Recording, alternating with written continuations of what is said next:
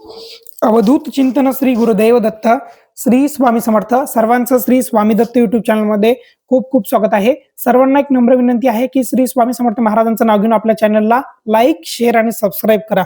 बघा, आज आपण बघणार आहोत की राशीनुसार दत्त उपासना आपण कुठली केली पाहिजेत. स्वामी महाराजांची आपण उपासना करत असतो, परंतु दत्त उपासना आपण स्वामी महाराजांची उपासना हे एकच आहे. परंतु एक बघा की आपण जेव्हा गुरुचरित्र पारायण करतो, श्रीपाद श्रीवल्लभ करतो, तर यामध्ये काय आहे, तर यामध्ये श्री गुरूंचं स्वरूप सामावलेलं आहे. तर मग आपण थोडक्यात दैनंदिन जीवनामध्ये अशा कुठल्या मंत्राचं किंवा कुठल्या स्तोत्राचं राशीनुसार 12 राशी जे असतात त्यांच्यानुसार आपण जेव्हा पठण करतो तेव्हा त्याचा आपल्या शरीरावर काय परिणाम होतो, आपल्या ग्रहावर काय परिणाम होतो, आपले जे प्रश्न असतात ते सुटतात. तर त्यामुळे आपण दैनंदिन जीवनामध्ये कोणत्या राशीच्या जातकांनी म्हणजे कोणत्या राशीच्या सेवेकऱ्यांनी भक्तांनी तो मंत्र जपला, ते स्तोत्र वाचलं तर त्यांना काय फायदा होईल हे निश्चितच आज आपण या व्हिडिओतून बघणार आहोत. तर राशीनुसार जे आपण दत्त भक्ती करत असतो, स्वामी भक्ती करत असतो, तर याने काय होते, तर त्या राशींना ते उपयोगी जो मंत्र असतो तो मंत्र त्यांना तो फायदेशीर ठरत असतो. व त्यामुळे बघा, एखाद्याचं जर पोट दुखत असेल आणि त्याला तुम्ही पोटाचीच गोळी दिली मेडिकलवरची, तर त्याचं पोट नक्कीच बसेल. आणि ज्याचं डोकं दुखते त्याला डोक्याची गोळी दिली तर त्याचं डोकं बसेल. तर त्याच पद्धतीने जर उपासना आपण करत असू, नामस्मरण हे तर सर्वांना साहजिक आहे, सर्वांना सारखेच आहे. परंतु राशीनुसार जेव्हा आपण कुंडली बघतो किंवा आपण कुठल्या दोषाची पूजा करतो, मंगळ दोष असो, गुरुचा असो किंवा गुरुचांडाळ असो किंवा कुठल्या प्रकारचे दोष असो, तर यामध्ये आपण जेव्हा अभ्यास करतो किंवा त्या पूजा करतो, तर त्या पूजा करण्याचं काम आपल्याला पडू नये व स्वामी महाराजांच्या कृपेने व दत्त महाराजांच्या कृपेने अशा दैनंदिन जीवनामध्ये कुठलं स्तोत्र वाचावे राशीनुसार, 12 राशीनुसार, तर त्यामध्ये आपण आज बघणार आहोत की आपण कुठल्या प्रकारचे स्तोत्र असे वाचले पाहिजेत. बघा, 12 राशी असतात. 12 राशीमध्ये कोणत्या राशीवाल्यांनी कोणतं स्तोत्र वाचावं, कोणता मंत्र म्हणावा, ते आपण आज बघणार आहोत.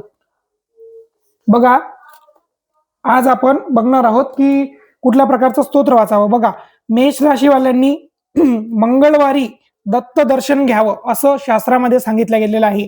म्हणजे दत्त मंदिर असेल, स्वामी महाराजांचा मठ केंद्र असेल, तिथे त्यांनी मंगळवारी दर्शन घ्यावं. तसं तर तुम्ही गुरुवारी घेतच असता, परंतु त्यांनी स्तोत्र कुठलं वाचावं मेष राशीवाल्यांनी. हा व्हिडिओ खूप थोडासा मोठा होऊ शकतो, परंतु स्किप न करता आपण बघावं आणि ते स्तोत्र आपण वाचावं.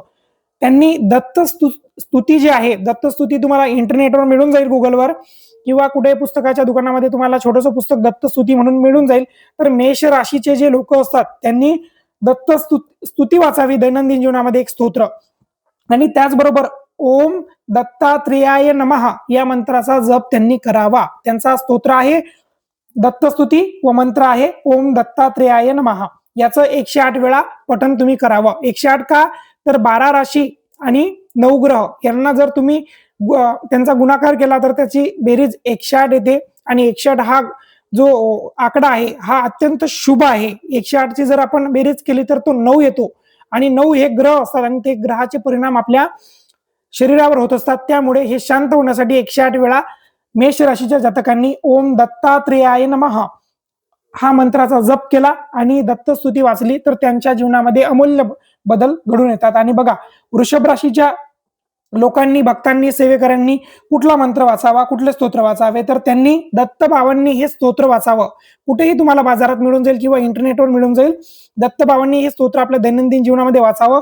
ओम ओम दाम दत्तात्रेयाय नमः या मंत्राचा त्यांनी जप करावा. कुठल्या? ओम दाम दत्तात्रेयाय नमः. बघा, मिथुन राशीच्या लोकांनी, सेवेकऱ्यांनी, भक्तांनी कुठला स्तोत्र वाचावं, तर दत्त स्तव राज स्तोत्र जे आहे ते तुम्हाला इंटरनेटवर मिळेल, ते तुम्ही वाचू शकता. त्याचबरोबर तुम्ही मंत्र कुठला वाचायचा आहे मिथुन राशींनी, ओम नमो भगवते दत्तात्रेयाय नमो नमः या मंत्राचा तुम्ही 108 वेळा जप करावा घरी.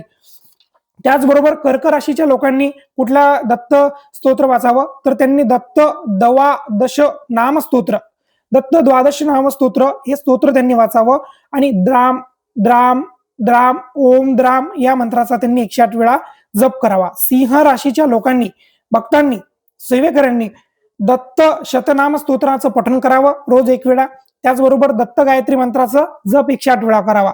दत्त गायत्री मंत्र कुठला, तर ओम ओम दिगंबराय विद्महे अत्रिपुत्राय धीमहि तन्नो दत्त प्रचोदयात. बघा, कन्या राशीच्या भक्तांनी कुठल्या प्रकारचं स्तोत्र वाचावं, तर सद्गुरु स्तोत्र तुम्हाला मिळून जाईल बाजारात, इंटरनेटवर.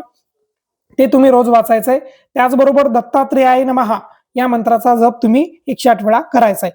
तूळ राशीच्या लोकांनी कुठलं स्तोत्र वाचायचं दत्ताचं, तर त्यांनी दत्त महाराजांचं पीडा निवारक गुरु स्तोत्र वाचायचं आहे रोज. आणि त्याचबरोबर ओम आत्रेयाय नमः, ओम आत्रेयाय नमः या मंत्राचा जप 108 वेळा करायचा आहे. वृश्चिक राशीच्या लोकांनी, भक्तांनी, सेवेकरांनी कुठलं स्तोत्र वाचायचं, दत्तगुरूंच्या ध्यान श्लोकाचे पठण तुम्ही दैनंदिन जीवनामध्ये रोज करायचे आहेत. त्याचबरोबर तुम्ही ओम दत्तगुरु नमो नमः या मंत्राचा 108 वेळा रोज जप करायचा आहे. त्याचबरोबर धनु राशीच्या भक्तांनी कुठल्या प्रकारचं स्तोत्र वाचावं, तर त्यांनी धनु राशीच्या सेवेकरांनी, भक्तांनी, लोकांनी गुरुचरित्रातील 14वा अध्यायाचं पठण रोज आपल्या घरामध्ये स्वतः करावं. व त्याचबरोबर 108 वेळा दिगंबरा दिगंबरा श्रीपाद वल्लभ दिगंबरा या मंत्राचा जप तुम्ही 108 वेळा घरामध्ये करा. आणि तुमच्या जीवनामध्ये काय अमूल्य बदल घडतात तर तुम्ही या राशीनुसार हे सेवा करून बघा.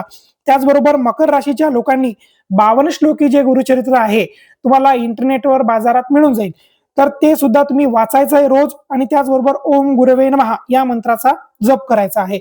आणि कुंभ राशीच्या लोकांनी कुठल्या प्रकारचं स्तोत्र वाचायचं आहे, तर कुंभ राशीच्या लोकांनी, भक्तांनी, सेवेकरांनी, ही रास जी आहे ही शनीची आहे, त्यामुळे ही पीडा देणारी आहे. तर आपण यांच्यासाठी अघोर कष्टोद्धरण स्तोत्र जे आहे, अघोर कष्ट जे स्तोत्र आहे श्री वासुदेवानंद टेंबे स्वामींनी लिहिलेलं आहे, ते तुम्ही वाचायचंय. ओम गुरुदेव दत्त या मंत्राचा, श्री गुरुदेव दत्त या मंत्राचा जप तुम्ही 108 वेळा करायचा आहे. आणि मीन राशीच्या लोकांनी गुरुगीता रोज आपल्या दैनंदिन जीवनामध्ये वाचायची आहे. त्याचबरोबर ओम द्राम चिरंजीविने नमः या मंत्राचा जप तुम्ही 108 वेळा करायचा आहे.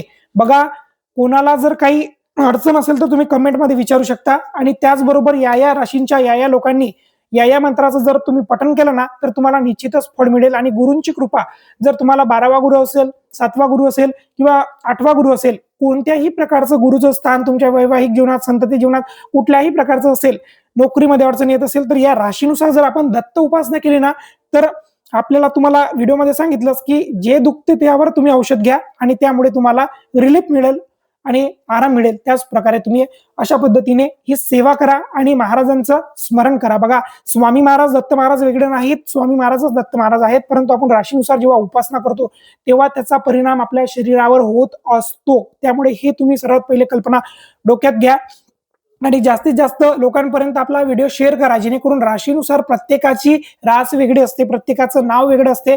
त्यामुळे त्यांना ते स्तोत्र कशा प्रकारे वाचायचं आहे ते त्यांना समजेल, कुठल्या मंत्राचा जप करायचा असेल ते त्यांना समजेल आणि आपल्यामुळे अनेकांचे प्रश्न सुटतील. त्यामुळे फक्त सबस्क्राईब करू नका, त्याबरोबर लाईक सुद्धा आपल्या व्हिडिओला करा आणि त्याचबरोबर शेअर सुद्धा 10 लोकांना करा, जेणेकरून त्या लोकांना यातील मंत्र समजतील. आणि त्यांना जेव्हा तुम्ही हा व्हिडिओ पाठवता आणि कोणी जर हा व्हिडिओ बघतो आणि ती सेवा करायला लागतो, तर त्या प्रकारे तुम्हाला सुद्धा त्यातून एक प्रकारचं पुण्य तुमच्या पदरामध्ये पडत असतं, जेणेकरून तुम्ही त्यांना मार्ग दाखवलेला आहे. त्यामुळे व्हिडिओ शेअर करण्याचं एवढं मोठं पुण्य आपल्यापर्यंत पोहोचवलेलं आहे. व्हिडिओ कसा वाटला नक्की लाईक, शेअर आणि सबस्क्राईब करा. तोपर्यंत श्री स्वामी समर्थ, श्री गुरुदेव दत्त.